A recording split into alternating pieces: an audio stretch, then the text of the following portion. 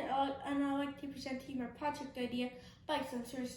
So first off, I'm going to start by saying where I got this idea. So ever since I started to learn how to ride my bike, I've been falling it off constantly. So I've been wondering, how can I stop these accidents from happening? How can I stop these accidents from happening for people all around the world? So I brought up the idea of bike sensors. So this picture can relate to this project. It says 90% of cycling accidents occur in urban areas. 75% of cycling accidents happen on or near a road junction. About 1/4 of cyclists killed or injured are children. 80% of cycling accidents occur in daylight. 80% of bicycle casualties are male. About 3/4 of cyclists have major head injuries. So now we move on to water sensors. A sensor is a device that detects and responds to some type of input from the physical environment.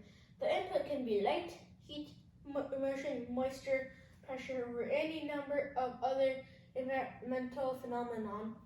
The output is generally a signal that is converted to a human-readable display at the sensor's location or transmitted electronically over a network for reading or further processing. And this can show an idea of how the bike sensors would work. It would go into its input sensors, then signal conditioning unit, making it human readable, then output, which is transmitted electronically. And now we move on to how my bike sensors work. My bike sensors work kind of like car sensors that you would see and then you would put on bikes, but with a few adjustments to make it suitable.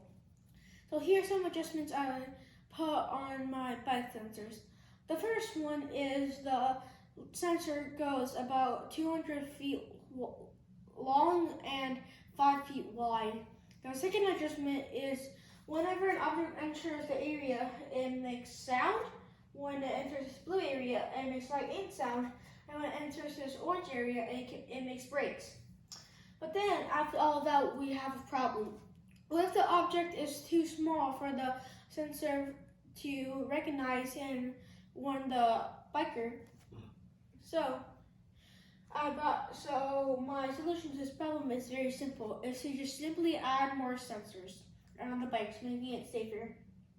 And it runs into another problem. What if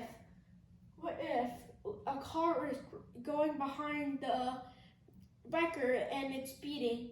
What if it goes into the area and causes the brakes? It wouldn't make it to brake because then it cause a collision, right?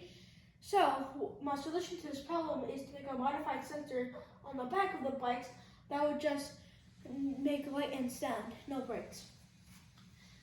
So how the sensors will work on the bike. The sensors will be on the front fender and the back fender. The front sensor will be connected to the brakes, but the back sensors won't. When the object is close enough to the sensor, it will brake and slow down. The brake mechanism is inside the hub of the wheel and pushes outward on the hub, creating friction and slowing down the bike. The battery will be in a compartment connected to the middle of the two handlebars. The battery type is the Partron E-Bike 52V battery. And this can show how the sensors would be on the bike. So this could be like the front sensor, the brakes, where the battery would be, and then the back sensor. Now we move on to our problems. Usually when you do a project throughout the world, there has to be at least one problem. So here are some problems I will try to fix with my bike sensors. One of the problems are obviously falling off their bikes and getting hurt. Another one of the problems is pollution. People use cars that leak gas and harm the environment. And the final problem is money, because when you fall off your bike really hard, you go to the hospital, and hospitals cost a lot of money.